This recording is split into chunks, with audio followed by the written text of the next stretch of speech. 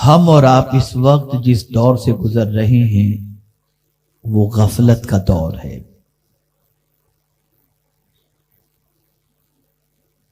آپ سوچتے ہوں گے غفلت سے کیا مراد؟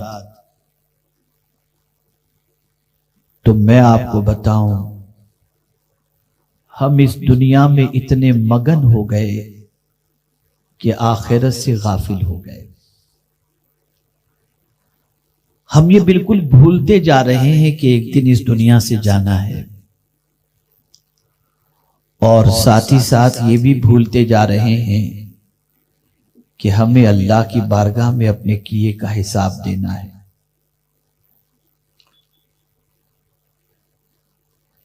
اس طریقے سے اس دنیا میں ڈوبتے جا رہے ہیں جیسے اس دنیا میں ہم کو پرماننٹ رہنا ہے، اور ساتھ ہی ساتھ کوئی لذت ایسی نہیں جو دنیا کی ہم چھوڑنا چاہتے ہوں، اور کوئی ارمان ایسا نہیں جو ہم نہ چاہتے ہوں کہ اس دنیا میں پورا نہ ہو۔ صبح اٹھتے ہیں تو دنیا، رات سوتے ہیں تو دنیا، بلکہ خواب میں بھی دنیا ہی نظر آتی ہے، اور حد تو یہ ہے کہ کعبے کے سامنے بھی دنیا، گنبد خضرا کے سامنے بھی دنیا، سنہری جالیوں کے سامنے بھی دنیا، اور اسی کے ساتھ ساتھ غوث پاک کے روزے کے سامنے بھی دنیا۔ اور اسی دنیا کی محبت میں انسان اتنا ڈوبتا جا رہا ہے کہ کسی بھی طرح سے وہ دنیا کے عیش سے محروم ہونا نہیں چاہتا۔ وہ چاہتا ہے کہ دنیا کا سارا سکون، سارا عیش اسے نصیب ہو جائے۔ تو پھر میرا مولا اس بندے کو خبردار کرتا ہے۔ وہ جو خود کو بہت طاقتور سمجھتا ہے، خود کو بہت اسمارٹ سمجھتا ہے، خود کو بہت ذہین سمجھتا ہے، خود کو بہت کلیور سمجھتا ہے، اور یہ تصور کرتا ہے مجھ سے بڑا عقل والا دنیا میں کوئی نہیں ہے، اور مجھ سے زیادہ طاقتور بھی کوئی نہیں ہے، تو پروردگار جل جلالہ پھر چند سیکنڈ کے اندر ہزاروں عمارتوں کو ملبے کے ڈھیر میں تبدیل کر کے دنیا کو یہ بتاتا ہے کہ ایک تیرے خواب ہیں، ایک میری قدرت ہے۔ تو بنا تجھے جتنے پلان بنانے ہیں، تو بنا تجھے جتنے منصوبے بنانے ہیں، تو جو کچھ کرنا چاہتا ہے تیرے حساب سے کرنے کی کوشش کر، لیکن ایک بات یاد رکھنا، ہوگا وہی جو میں چاہوں گا۔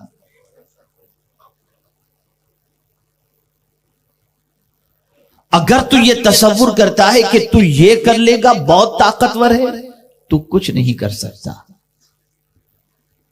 تجھے تو یہ بھی نہیں معلوم کہ تو رات کو ایئر کنڈیشن میں سو رہا ہے، اور روح قبض کرنے والا فرشتہ نیندی میں تیری روح نکال کر کے چلا جائے گا۔ یہ ابھی ترکی میں زلزلہ آیا،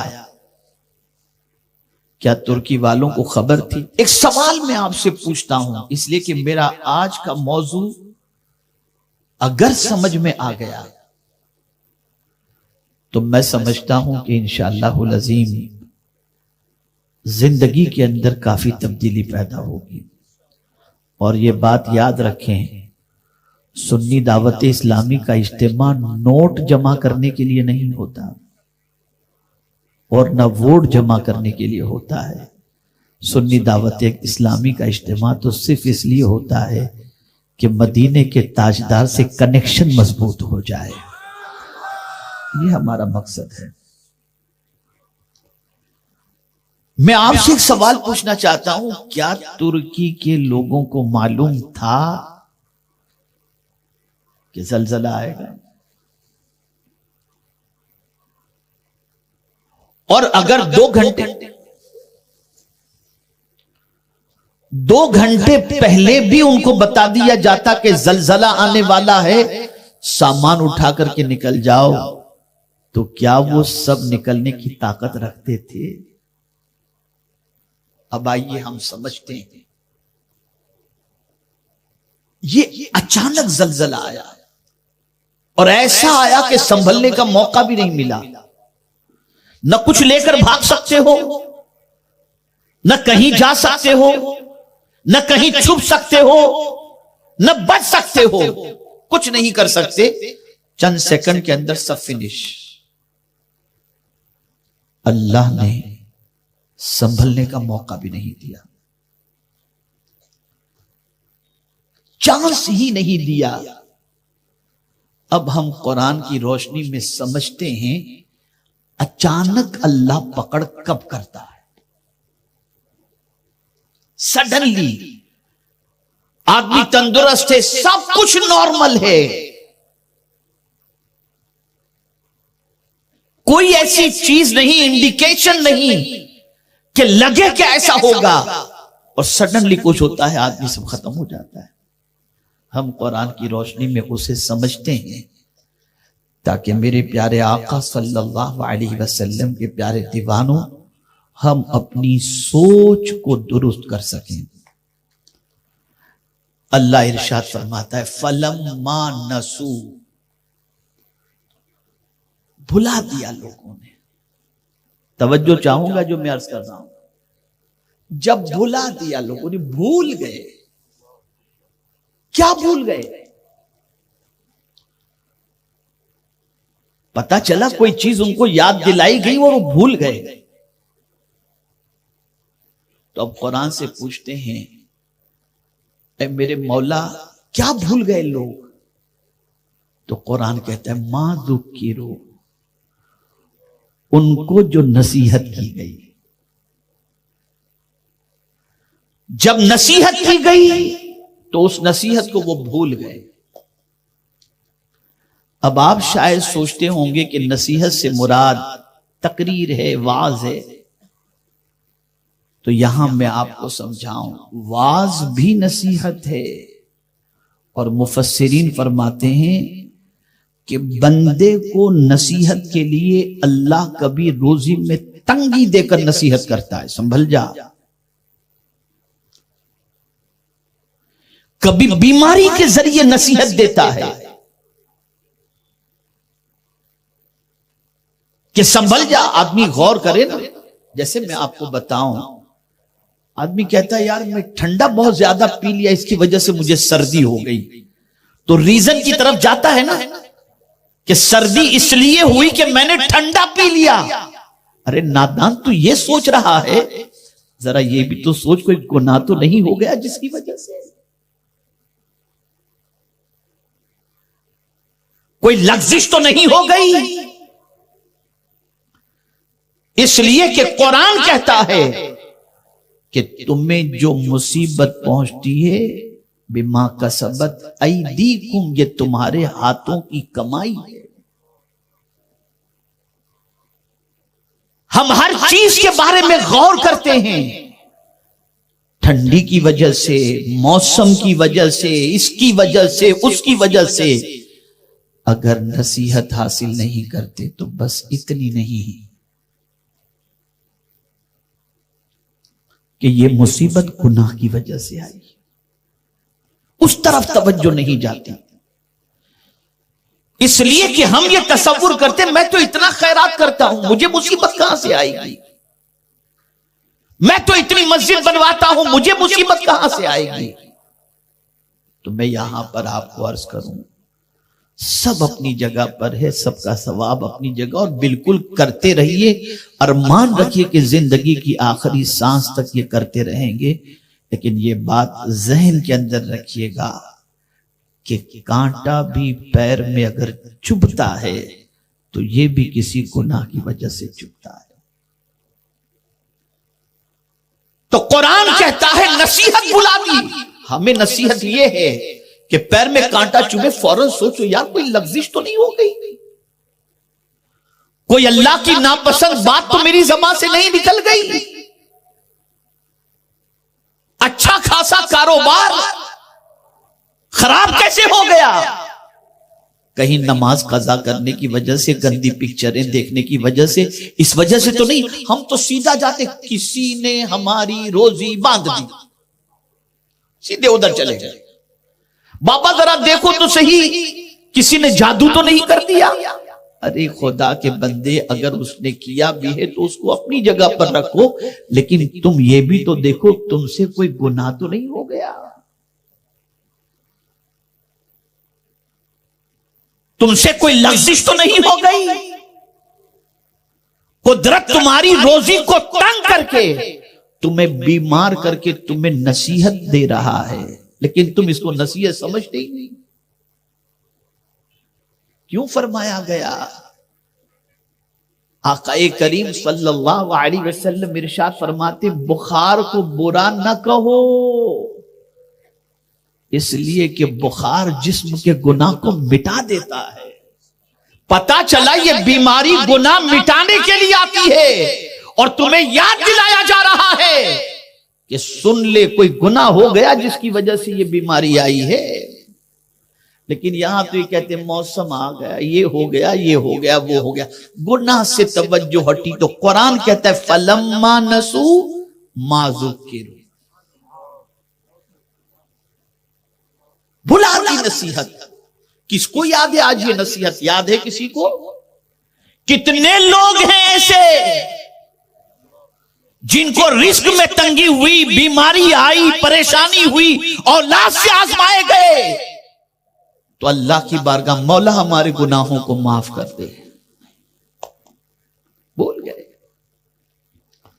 کسی نے روزی باندھ دی ہے، کسی نے یہ کر دیا، کسی نے سب کچھ دوسرے پر، اور خود کو معصوم سمجھتے ہیں.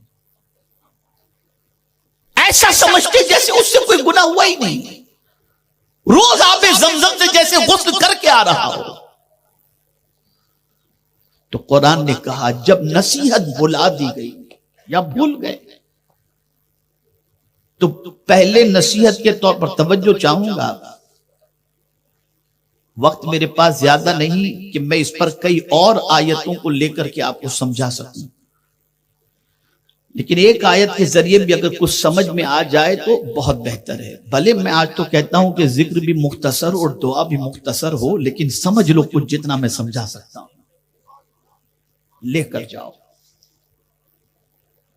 اللہ کی حکمت تو دیکھو، وہ تکلیف دے کر تمہیں نصیحت یاد دلاتا ہے، تمہیں نصیحت کرتا ہے کہ بندے ذرا اپنے گناہ کو یاد کر، سنبھل جا، ذرا سنبھل جا. تو ہم غذا سے سنبھل جاتے ہیں، سردی ہو گئی، شوگر ہے، اوہو بالکل نہیں، شکر بالکل مت ڈالنا، میٹھا بالکل نہیں کھائیں گے. لیکن میں آپ سے پوچھتا ہوں کبھی اتنا گناہ سے پرہیز کیا آپ نے؟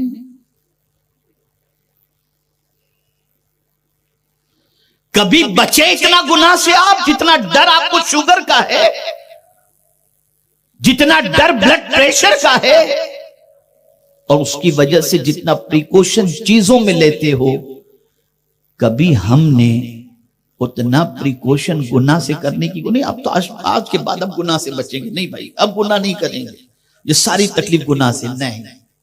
بول گئے.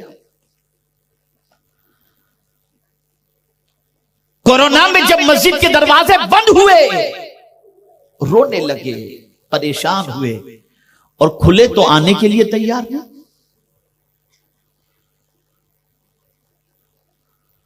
یہ ساری چیزیں قدرت کی طرف سے ایک یاد دلانا ہے. مت بھولو میرے بندو، میرے ہاتھ میں سب کچھ ہے، یاد دلا رہا ہے اللہ عز و جل. اب کچھ لوگ ایسے ہیں کہ اس کے بعد بھی نہیں سنبھلتے.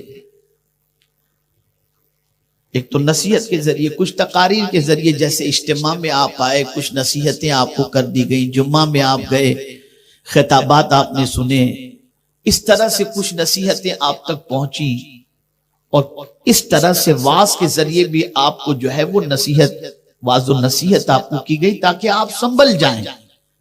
لیکن نہیں، بس تو ایک طریقہ تو اللہ نے آپ کو سنبھالنے کا اور ہم کو سنبھالنے کا یہ کیا کہ واز و نصیحت کا مسجد کے اندر اہتمام.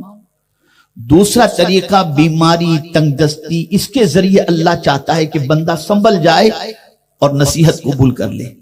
اب آپ دیکھیے اس کی حکمت، اس سے بھی بندہ نہیں سنبھل رہا تو اب کیا کرتا ہے اللہ؟ اللہ اکبر، اللہ اکبر، فتحنا علیہم ابواب کل شیء۔ اللہ فرماتا ہے اس پر ہر چیز کے دروازے میں کھول دیتا ہوں۔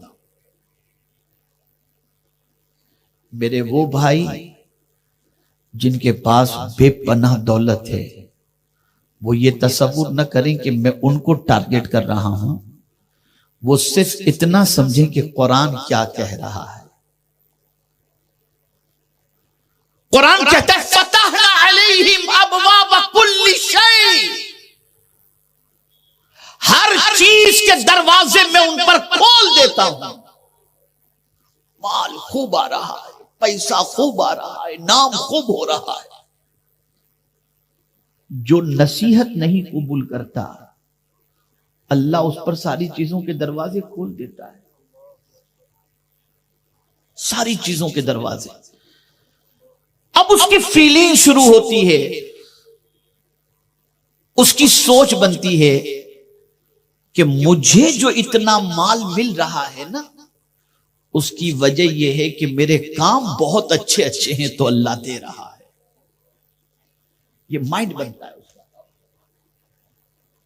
اے اللہ یہ تو کب تک عطا کرتا ہے؟ تو فرمایا اللہ اکبر، ابواب کل شیء حتی اذا فرحوا، اس وقت تک اللہ دیتا رہتا ہے جب تک کہ بندہ اس میں مگن نہ ہو جائے اور یہ سوچنے لگے میرے پاس تو اتنا کروڑ ادھر پڑے، اتنا ارب ادھر پڑا ہے، مجھے کیا ٹینشن، مست ہو گیا۔ اور ان مستوں کی ایک علامت بتاؤں، ان مستوں کی علامت یہ ہے کہ دعا گڑ گڑا کر نہیں مانگتے، اور ان مستوں کی آنکھوں سے آنسو بھی نہیں نکلتے۔ جو یہاں تک مال میں ڈوبے ہوتے ہیں نا، جلدی سے آنسو نہیں نکلیں گے ہوں گے، وہ تو ہنستے ہو کہہ روئے وہی جس کے پاس کچھ نہ ہو، دل سخت ہو جاتا ہے۔ قرآن کہتا ہے حتی اذا فرحوا بما اوتوا، میں جب آج اوتو کے بارے میں غور کیا تو میری عقل دنگ رہ گئی۔ اللہ نے یہ نہیں فرمایا تو نے جو محنت سے کمایا ہے، یہ فرمایا میں نے جو تجھے عطا کیا ہے۔ اس سے پتا چلا کوئی مال کے آنے پر اپنی ہوشیاری نہ سمجھے، یہ قدرت کی عطا سمجھے۔ وہ جس سے چاہے جتنا چاہے عطا فرمائے۔ قرآن کہتا ہے اللہ یبسط الرزق لمن یشاء ویقدر، اللہ جس کو چاہتا ہے کشادہ روزی عطا کرتا ہے، جس کی چاہتا ہے روزی تنگ کر دیتا ہے۔ تو یہ اللہ نے دیا ہے۔ مولا جو نصیحت بھول گیا، فراموش کر گیا، اس پر تو عذاب آنا چاہیے، اور تو اس پر ساری چیزوں کے دروازے کھول دیا۔ یہ ایک امتحان ہے۔ بہت توجہ سے سنیے گا، جو لوگ مال کی کثرت کو اپنے لیے بہت کچھ سمجھتے ہیں، انہیں ایک فکر یہ بھی رکھنی چاہیے کہ کہیں اللہ زیادہ مال دے کر ہمارا امتحان تو نہیں لے رہا۔ اس لیے کہ امتحان کے دو طریقے ہیں، ایک غریب بنا کر امتحان لینا اور ایک امیر بنا کر امتحان لینا۔ قارون کا امتحان بھی امیر بنا کر کے ہی لیا گیا تھا، فرعون کا امتحان بھی مال دے کر کے لیا گیا تھا۔ اور یہ بات اچھی طرح سے یاد رکھیں، ہر مال والا غلط نہیں ہوتا، نہ ہر مال والا جو ہے وہ گناہوں میں ڈوبا ہوتا ہے۔ کچھ لوگوں کے پاس مال جو ہوتا ہے وہ حضرت عثمان غنی کا صدقہ ہوتا ہے، حضرت عبد الرحمن ابن عوف کا صدقہ ہوتا ہے۔ یہ میں ان لوگوں کی بات کرتا ہوں جو اپنے مال کے ذریعے کوئی بھی عیاشی نہیں چھوڑتے۔ جو اللہ کے دیے ہوئے مال کو اللہ کی نافرمانی میں خرچ کرتے. اب توجہ چاہوں گا، دو قسم کے امتحان، بیماری اور غریبی کا امتحان اور مالداری کا امتحان. توجہ چاہوں گا، غریبی کا امتحان آسان ہے، مالداری کا امتحان بہت ٹف ہے، بہت مشکل ہے. حضرت امام احمد ابن حنبل رضی اللہ تعالیٰ عنہ نے 4 خلفاء کے دور دیکھے اور خلق قرآن کے مسئلے پر امام احمد ابن حنبل رضی اللہ تعالیٰ عنہ کو کوڑے مارے گئے، لیکن ہمیشہ جب بھی کوڑے پڑتے تھے مسکراتے تھے. 2 خلفاء کے دور میں کوڑے پڑے لیکن آپ ٹس سے مس نہ ہوئے، مسکراتے رہے. لیکن باقی 2 خلفاء کے دور میں کیا ہوا؟ انہوں نے سونے چاندی کا ڈھیر حضرت امام احمد ابن حنبل کے سامنے رکھ دیے. امام احمد ابن حنبل کی آنکھوں سے آنسو آ گئے. لوگوں نے کہا حضور کوڑے کھا کر نہیں روئے، اس میں تو مسکراتے تھے، مال دیکھ کر کے آپ رو رہے ہیں. کہا اس کے امتحان میں بڑے بڑے پھنس جاتے ہیں. یہ امتحان بہت سخت ہے، بڑے بڑے پھنس جاتے ہیں اور بڑے بڑوں کی پارسائی کا جنازہ نکل جاتا ہے. تو امام احمد ابن حنبل دعا کرنے لگے، اللہ مجھ سے یہ سخت امتحان تو نہ لے. تو پتہ چلا مالداری آئی، اس کے ذریعے بھی امتحان، غریبی اور بیماری کے ذریعے بھی امتحان. لیکن مالداری کے بعد اللہ نے فرمایا حتی اذا فرحوا بما اوتوا، اس وقت تک آدمی دولت میں مگن رہا جو میں نے اس کو عطا کیا. مست ہے بالکل اپنی دولت میں، ایک دم عیش موج کے اندر زندگی گزار رہا ہے اور سمجھتا ہے میرا کوئی کیا بگاڑے گا. اب قرآن کہتا ہے اخذناہم بغتہ. اب قرآن کہتا ہے اے بندے تو یہ سمجھتا ہے کہ تیری دولت تجھے بچا لے گی، تیرا مال تجھے بچا لے گا، تیرا سورس تجھے بچا لے گا، تیرے کانٹیکٹ تجھے بچا لیں گے، تیری طاقت تجھے بچا لے گی، تیرے آدمی تجھے بچا لیں گے، پروف جو ہے تو اپنے آپ کو بلٹ پروف جیکٹ سے چل رہا ہے، تو یہ سمجھتا ہے یہ تجھے بچا لیں گے، ارتھ کویک سے بچنے والے مکان بنا دیتا ہے، سمجھتا ہے یہ تجھے بچا لیں گے. سن لے اخذناہم بغتہ، میں ان کو اچانک پکڑتا ہوں. اللہ فرماتے اچانک فَإِذَا هُمْ مُبْلِسُونَ، پھر وہ بے بس ہو جاتا ہے، مایوس ہو جاتا ہے، پھر کوئی سورس اسے کام نہیں آتا اور تحسر اور یاس کے عالم میں حسرت بھری نگاہوں سے سب لٹتے، سب تباہ ہوتے، سب برباد ہوتے نگاہوں کے سامنے دیکھتا ہے اور اس اچانک پکڑ سے نہ بچ پاتا ہے اور نہ اپنی چیزوں کو بچا پاتا ہے.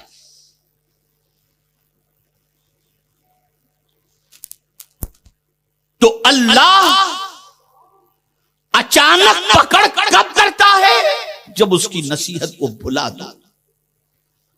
اچانک پکڑ کب کرتا ہے؟ جب دولت میں مست ہو جاؤ.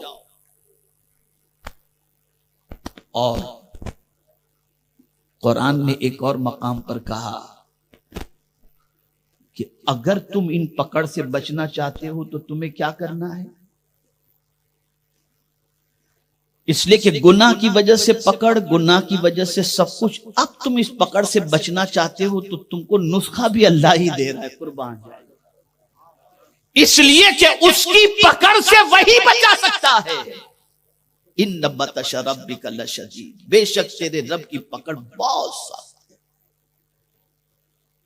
اس کی پکڑ سے وہی بچا سکتا ہے تو خود ہی اپنے بندوں پر مہربان ہے تو نسخہ عطا کرتا ہے. وَأَنِيبُوا إِلَىٰ رَبِّكُمْ وَأَسْلِمُوا لَهُ مِن قَبْلِ أَن يَأْتِيَكُمُ الْعَذَابُ ثُمَّ لَا تُنصَرُونَ. پلٹ آؤ اپنے رب کی طرف. بہت دور چلے گئے تھے نا، خود کو بہت کچھ سمجھ رہے تھے نا، آؤ آ جاؤ اللہ کی طرف آ جاؤ، مت بھاگو اللہ کی طرف سے۔ اور خدا کی قسم اللہ کے اس پیار پر قربان ہونے کو جی چاہتا ہے۔ رب فرماتا ہے تمہیں کسی اور طرف پلٹنے کی بات تھوڑی کر رہا ہوں، وَأَنِيبُوا إِلَىٰ رَبِّكُمْ، میں تمہارا ہی تو رب ہوں نا، آ جاؤ نا میرے پاس، آ جاؤ نا، اللہ اکبر، تمہارے رب کے پاس آ جاؤ، پلٹ آؤ تمہارے رب کی طرف، اس لیے کہ تم کو میں نے پیدا کیا۔ اب دیکھیں ایک چھوٹی سی بات ہے میں آپ کو بتاؤں، بھٹکا ہوا بچہ، گما ہوا بچہ، آوارہ بچہ بھٹکتا ہو، گھر سے نکل گیا ہو، ماں کی نیند خراب ہو جاتی ہے اور ماں کیا کہتی ہے، بیٹا جانے دے جو بھی ہوا، تو آجا میرے پاس آجا، میں تجھے رکھوں گی۔ اللہ اللہ، آپ قربان جائیے۔ اور اسی طریقے سے میں تو حدیث کے اس گوشے پر جب توجہ دیتا ہوں تو میری عقل دنگ رہ جاتی ہے کہ اگر بچی ڈیورس حاصل کر چکی ہے، یعنی بچی کو ڈیورس ہو چکا ہے، اور وہ ڈیورس والی بچی اگر ماں کے گھر لوٹتی ہے اور ماں باپ اس کا خیال کرتے، اس پر بھی اللہ اجر عطا فرماتا ہے۔ پتہ چلا لوٹ کر جو پیار ماں باپ کے یہاں ملتا ہے، جو اصل ہے، اس کا کیا کہنا۔ تو میرا مولا تو ماں باپ سے زیادہ مہربان ہے، فرماتا ہے بھاگنے والوں کہاں بھاگ رہے ہو، تمہارا میں رب ہی تو ہوں، پلٹ کر میرے پاس آ جاؤ، تمہارے رب کی طرف آ جاؤ۔